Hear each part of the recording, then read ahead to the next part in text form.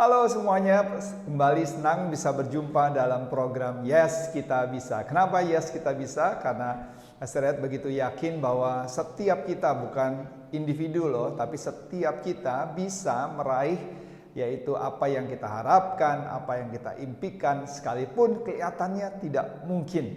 Tapi biarlah setiap minggu melalui program Yes Kita Bisa, baik melalui preaching of the word atau juga nanti untuk podcast, YouTube, inspiration, semuanya bisa memberikan kita semua nilai-nilai atau pengajaran-pengajaran yang membuat kita kembali yakin bahwa kita bisa. Nah, minggu ini dan minggu depan Pastor Ed mau menyampaikan sesuatu yang sangat penting, bahwa setiap kita ini mengalami ujian kesabaran. Karena itu tema hari ini adalah seberapa sabarkah Anda? How patient are you? Karena ini sesuatu yang diuji hampir setiap hari di dalam kehidupan kita. Benar, kita rasanya pengen cepat-cepat untuk bisa meraih apa yang kita impikan. Kita ingin cepat-cepat masalah kita dapat terselesaikan. Kita ingin cepat-cepat baik hal yang besar maupun hal yang kecil. Tapi kita mau belajar gimana sih untuk kita bisa. Yes, kita bisa. Kadang-kadang atau seringkali dibutuhkan yang namanya kesabaran. Oke. Di dalam Galatia 5 ayat 22 sampai 23 itu bicara mengenai buah roh, dan ini buah roh yang keempat. Dikatakan tetapi buah roh ialah kasih, sukacita, damai sejahtera, dan ini yang kita mau bahas sama-sama adalah kesabaran. So, pertanyaannya sekali lagi, how patient are you? Seberapa saudara sabar? Seberapa sabarkah saudara? Ya, kita akan belajar 4 hal yang penting pada hari ini dan juga minggu depan. Yang pertama adalah waktu kita mau bisa sabar, ada 4 hal yang dapat kita lakukan. Yang pertama, saudara punya sudut pandang yang baru, new perspective. Kedua, kita juga harus bisa punya yang namanya rasa humor. Yang ketiga adalah deepen your love, ya. Yang keempat adalah pastinya kita bergantung kepada Tuhan. Nah, saudara terkasih, ada seorang psychologist educators yang namanya John Dewey. Dia mengatakan demikian, bahwa most useful virtue in the world adalah yang namanya patient. Kebajikan yang paling berguna di dunia adalah kesabaran. Wow. Ini adalah seorang psikologis yang sangat terkenal, saudara. Dia berkata bahwa kebajikan yang paling berguna di dunia adalah apa? Kesabaran. Tadi next slide-nya juga bisa dikasih lihat portfolio daripada orang tersebut. Jadi ini orang bukan yang sembarangan saja. Tapi ini sangat berhubungan dengan apa yang Tuhan katakan juga di dalam Amsal 16 ayat 32, dikatakan demikian, bahwa tidak cepat marah lebih baik daripada mempunyai kuasa. Menguasai diri lebih baik daripada menaklukkan kota. It is better to be patient than powerful. Jadi sekali lagi, this is very important. It is better to be patient than powerful. It is better to win control over yourself. Artinya by testing our patience, God give us a true patience. Kalau saudara mau diuji beneran tentang kesabaran saudara, ya Tuhan akan kasih. Jadi pada saat waktu saudara mengalami ujian-ujian itu, jangan kaget. Karena itu salah satu buah roh di mana kita akan semakin bertumbuh. Sangat mudah, saudara, untuk sabar pada saat semua keadaannya baik-baik saja. Tapi pada saat keadaan itu bertolak belakang dengan apa yang kita inginkan di dalam kehidupan kita, pertanyaannya lagi, seberapa sabarkah saudara? How patient are you? Dalam judul hari ini. Kalau kita lagi nggak ada masalah sih mudah kita mengerti arti kata sabar. Tapi pada saat tidak sejalan dengan apa yang kita jalankan, apa yang kita harapkan dalam hidup ini. Nah, di bagian pertama adalah ujian kesabaran itu apa saja sih Pastor Ed? Mungkin saudara akan bertanya. Yang pertama adalah interruptions atau gangguan-gangguan. Maksudnya gangguan seperti apa sih yang membuat kita tuh rasanya jadi nggak sabar? Saya kasih beberapa contoh. Saudara lagi makan malam, dan kemudian tiba-tiba saudara dapat telepon. Telepon bukan telepon yang saudara harapkan, telepon yang membuat saudara, aduh apa sih ini? Atau saudara lagi ada di tengah-tengah konferensi online, conference online, dan saudara dapat kunjungan dari teman. Mending teman yang saudara suka datang. Atau juga mungkin saudara harus mengejar deadline di dalam pekerjaan saudara. Saudara lagi fokus dalam pekerjaan saudara, tiba-tiba datang lagi pekerjaan yang kedua, yang ketiga. Dan seringkali our best plans are often interrupted. Seringkali yaitu perencanaan-perencanaan kita itu seperti ada delay, seperti ada penundaan. Nah, di sini di Alkitab juga pernah diceritakan saudara kalau bicara mengenai gangguan atau interruption. Ingat pada saat waktu murid-murid Yesus pada saat waktu itu rasanya gak sabar banget karena ada orang yang coba mengganggu guru pada saat waktu itu. Nah, di sini dikatakan dalam Matius 19 ayat 13 sampai 14. Lalu orang membawa anak-anak kecil kepada Yesus supaya ia meletakkan tangannya atas mereka dan mendoakan mereka. Tapi di sini dikatakan akan tetapi murid-murid Yesus memarahi orang-orang itu. Tapi Yesus berkata, biarkanlah anak-anak itu datang, janganlah menghalang-halangi mereka, datanglah kepada aku.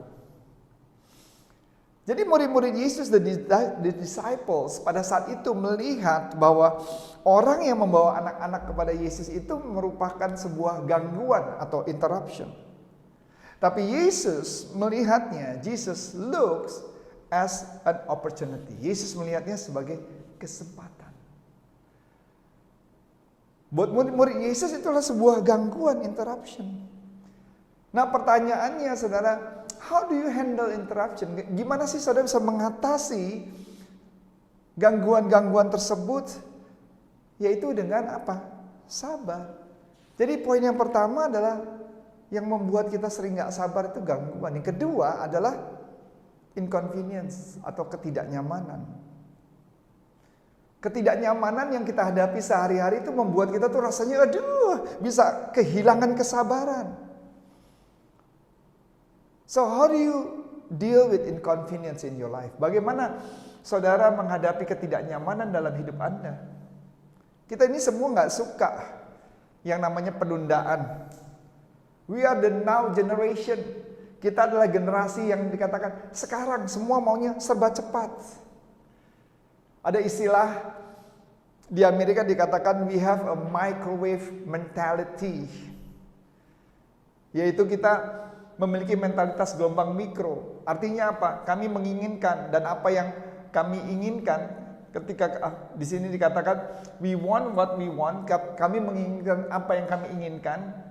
And when we wanted, dan kapan kami menginginkannya. Jadi bukan hanya sekedar menginginkannya. Jadi kalau mau sekarang, ya sekarang. Semuanya serba cepat, serba instan. Coba saudara, namanya rice cooker. Kalau dulu masak nasi mungkin lama. Instant noodles, itu paling populer kan di Indonesia. Mau orang kaya, orang biasa pun namanya instant noodles. Instant coffee atau Starling dibilang, Starbucks keliling. Di mana-mana saudara bisa temukan. Fast food, makanan serba cepat yang ada. Ya saya nggak perlu sebut merek-mereknya. Sekarang kalau kita naik mobil nih contoh, terus kemudian kita lihat lampu hijaunya nih udah mau kuning dan mau merah, dan saudara sampai kelewatan lampu hijau itu saudara seperti kayak ada debat serangan jantung, kayaknya mau nunggu lagi 2 menit lagi untuk supaya dari merah ke hijau aja tuh rasanya udah lama banget. Benar gak saudara? Saya juga alami seperti itu, apalagi kalau lagi mau cepet-cepet. Kayaknya, aduh udah mau kuning, aduh udah mau merah, terus harus berhenti lagi. Padahal 1 menit lagi juga udah hijau lagi. We are in such a hurry. Kita tuh rasanya mau cepet-cepet. We have to get going. We cannot wait. Kita tuh maunya serba cepet dalam segala sesuatu. Maunya tuh kayaknya, apa ya? Kayak kita gak sabar. Kayak kita dalam apapun yang kita lakukan di dalam kehidupan, kita nggak bisa pause sebentar. Kita maunya tuh kayak, wow, kita kayak lari sini, lari situ. Padahal sebenarnya kita berhenti bentar, slow down. Tapi yang ada kita tuh, wah, terus kayaknya mau cepat, maunya nggak bisa tenang. Lukas 10 ayat 40 dikatakan ini. Ini ceritanya menarik antara adik kakak Marta dan Maria. Tapi seringkali orang nggak melihat di aspek ini atau di perspektif ini, sudut pandang ini. Dikatakan demikian. Marta sibuk sekali dengan pekerjaan rumah tangganya. Ia pergi ke Yesus dan berkata, Tuhan, apakah Tuhan tidak peduli?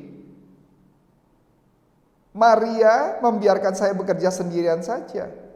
Suruh Maria menolong saya dong. Nah, Marta dan Maria ini kan adik kakak. Marta merasa nggak adil nih, saya yang kerja, si Maria kok duduk-duduk aja. Pertanyaannya gini, have you ever felt that the load you were carrying was not fair? Pernah nggak saudara rasa? Ya pasalnya saya juga pernah merasa beberapa kali, kayaknya kayak tanggung jawab saya kok lebih besar sih daripada yang lain.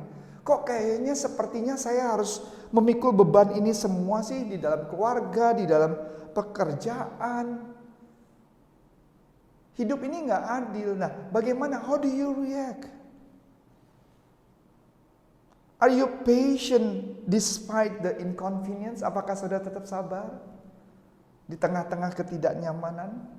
Yang pertama yang membuat kita tidak sabar adalah gangguan. Ingat, kedua yang sering membuat kita tidak sabar adalah ketidaknyamanan. Dan yang ketiga yang membuat sering kita tidak sabar adalah kejengkelan atau yang namanya irritation.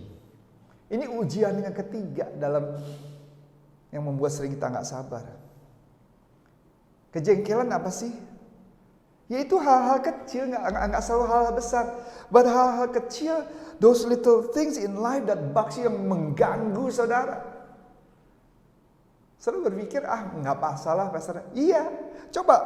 Tapi kalau setiap hari, sehari 2 kali, 3 kali saudara menghadapi hal yang sama. Contohnya apa?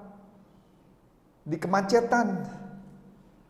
Coba banyak orang tuh, apalagi nih kita yang ditinggal di kota Jakarta, we all familiar with this. Kayaknya aduh, mau pergi ke situ aja yang cuma hanya sebenarnya 15 menit kok bisa sampai 1 jam. Atau long lines. Gitu sampai kayak harus ngantrinya harus panjang banget. Atau tiba-tiba saudara lagi pergi ya ke tempat sesuatu yang penting, ban kempes. Atau seringkali saudara, nggak usah di Jakarta ya, di Indonesia, di beberapa tempat, aduh panas banget pestret. Rasanya rasanya gerah banget, panas banget.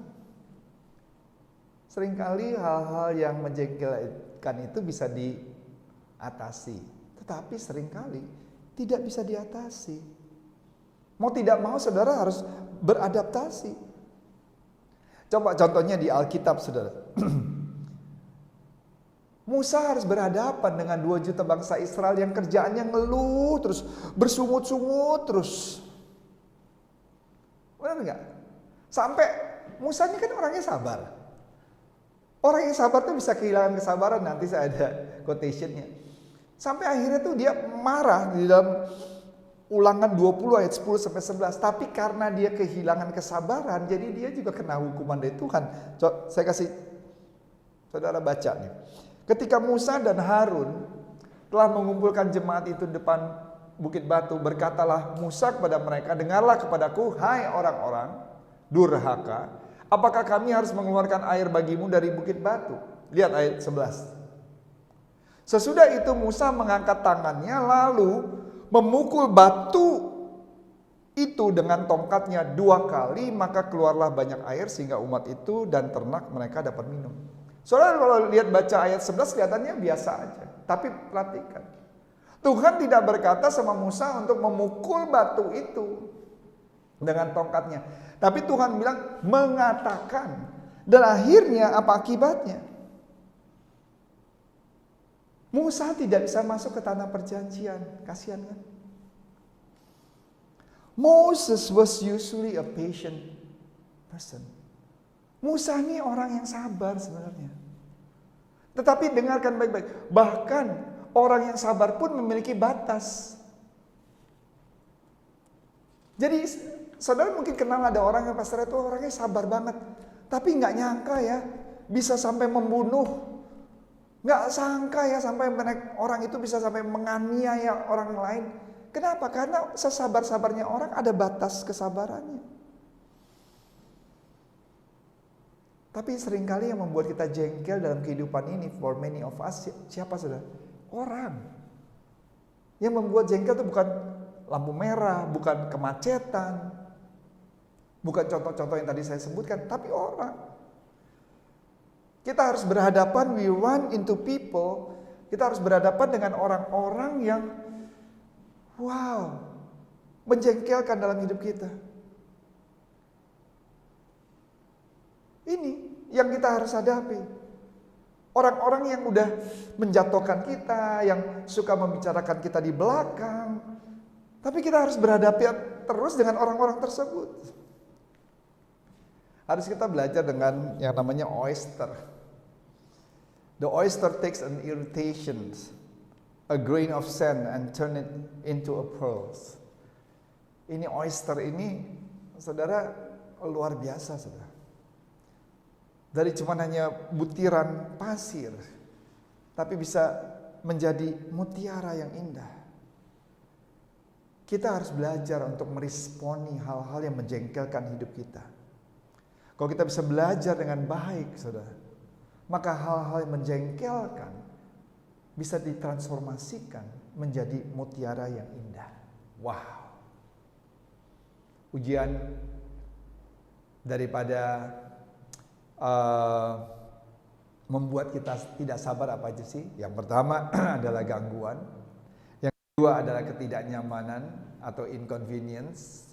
Yang ketiga adalah irritation atau kejengkelan. Yang keempat adalah inactivity. Yang keempat adalah ketidakaktifan. Artinya buat kita lebih baik kita melakukan banyak hal aktif dibandingkan di dalam kehidupan kita nggak ngapa-ngapain. Kita bengong, nganggur. Lebih baik kita tuh sibuk melakukan banyak hal dalam kehidupan dibandingkan benar-benar nggak tahu mau buat apa. Kita ke dokter office, terus juga nunggu, terus kemudian di stoplight. Kadang-kadang ada beberapa persimpangan lampu traffic light di Jakarta yang lampu merahnya tuh bisa lama banget. Terus hijaunya cuma beberapa detik, merahnya 3 menit. Wih, itu nunggunya lama banget. Atau nunggu di supermarket, mau bayar. Atau misalnya ke IKEA, mau bayar panjang antriannya apalagi on the weekend. Atau menunggu jawaban. Di Army, tentara Amerika itu punya sebuah filosofi atau slogan berkata demikian, hurry up and wait. Bergegas dan tunggu. Maksudnya apa? Bergegas siap-siap tapi kadang-kadang nunggunya lama. Dan itu adalah ujian dalam kehidupan, siap-siap bertempur. Tapi menunggu musuh kadang-kadang bisa berjam-jam menunggu, memantau dengan sabar. Tapi harus bersiap-siap. Saya ingat waktu terakhir pergi ke Singapore, my first time travel alone overseas. Terus kemudian di situ sekarang harus isi form declaration untuk sebelum masuk ke imigrasi. Biasanya dulu physical form di mana kita tulis, tapi sekarang semua digital. Dan karena saya belum pernah lakukan itu dan it takes times karena pertanyaannya banyak banget dan ada time limitsnya. Jadi nervous karena saya pikir nervousnya gini. Kalau udah melewati batas waktu kan saya harus ulang lagi. Dan itu pertanyaannya banyak banget kayak lagi mau interview kerja. Itu rasanya tuh, oh my gosh, lama banget. Atau juga pernah yang kemarin, waktu Mama Koni meninggal dunia. Terus kemudian pas waktu ibadah pelepasan peti jenazah, dan kemudian iring-iringan sebelum jalan, kemudian keluarga kan harus di depan. Saya ingat kacamata saya di mana, ketinggalan, dan saya harus masuk dulu, cari dulu, apa saya ketinggalan di kamar mandi atau saya ketinggalan pas waktu makan pagi sebelum ibadah. Jadi saya cari-cari waktu udah selesai cari-cari dan saya keluar itu iring-iringan udah di depan. Karena itu kan ada patwal for riders sehingga nggak boleh terpisah kan. Jadi pas waktu saya keluar, saya udah terpisah dengan iring-iringan, mereka udah jalan dan saya harus muter dari belakang supaya saya bisa ketemu sama mereka pas, jadi saya nggak ketinggalan. Pas waktu saya putar dari belakang, ternyata iring-iringannya itu di depan. Jadi saya salah kalkulasi. Jadi saya kena diberhentikan. Jadi mobil-mobil di depan itu diberhentikan untuk supaya iring-iringan, bayangin ada ratusan mobil. Jadi itu berhenti lebih daripada 15 menit. Jadi bayangkan semua enak, ada patwal for rider, semua iringan, saya ketinggalan di belakang. Jadi saya malah terjebak macet yang berkepanjangan karena diberhentikan. Dan kadang-kadang harus nunggu. Saya dalam hati sambil nyetir, aduh enak banget ya mereka tuh dalam cuma waktu 15 menit udah sampai di tempat penguburan Menteng Pulau. Saya membutuhkan waktu jaman sampai di sana karena ketinggalan dengan konvoi iring-iringan. Hurry up and wait. Was real in the army that you have to be patient. Hurry up and wait. Mengajarkan kita untuk sabar. Kita belajar dari Ayub. Dalam Ayub 14 ayat 41 ayat 14 dikatakan, maka aku akan menaruh harap selama hari-hari pergumulanku sampai tiba giliranku. I will wait until my change come. Dikatakan sampai tiba giliranku. Kita bisa belajar banyak dari Ayub. Ada banyak hal di dalam kehidupan yang membuat kita harus menunggu. Menunggu untuk anak-anak bisa sukses, menunggu anak-anak berhasil, menunggu penyakit kita sembuh. Sekarang bagaimana sih how to become a patient person? Apa yang membuat kita sering tidak sabar? Adalah karena kita nggak punya damai sejahtera. Ini penting, saudara. Yang membuat kita sering kali nggak bisa sabar karena kita nggak punya damai sejahtera. Saya percaya waktu kita punya damai sejahtera, when you have peace in your heart, waktu Anda memiliki kedamaian di hati Anda, saya percaya hampir tidak ada yang bisa membuat Anda tidak sabar. Kalau hati sudah damai, walaupun kayaknya kejengkelan, ketidaknyamanan ada, orang-orang yang menjengkelkan saudara, membicarakan saudara di belakang, tapi saudara bisa sabar. Tetapi waktu saudara tidak memiliki kedamaian di hati Anda, maka hampir semua hal bisa membuat Anda itu tidak sabar. Sekali lagi, kalau Anda tidak punya itu semua, kalau saudara nggak punya peace in your heart, maka itu kenapa kita butuh dekat dengan Tuhan. Ada damai sejahtera, shalom dalam hatimu. Jadi kita belajar apa yang membuat kita sering tidak sabar? Yang pertama adalah interruption, gangguan. Yang kedua adalah inconvenience atau ketidaknyamanan. Yang ketiga yang membuat kita sering tidak sabar adalah kejengkelan atau irritation. Keempat yang membuat kita sering tidak sabar adalah ketidakaktifan atau inactivities. Itu yang membuat kita tidak sabar. Terus kemudian saya akan bicara satu poin saja di sini, dan nanti minggu depan 3 lagi. Satu poin bagaimana kita bisa mengatasi itu semua supaya lebih sabar. Yang pertama, kita harus mengembangkan perspektif baru. Kita harus mengembangkan perspektif baru. Coba find a new way of looking at the situation or the person that is giving you a problem. Coba temukan cara baru untuk melihat situasi atau orang yang memberi Anda masalah. Karena kesabaran itu dimulai dari mengubah cara Anda memandang sesuatu.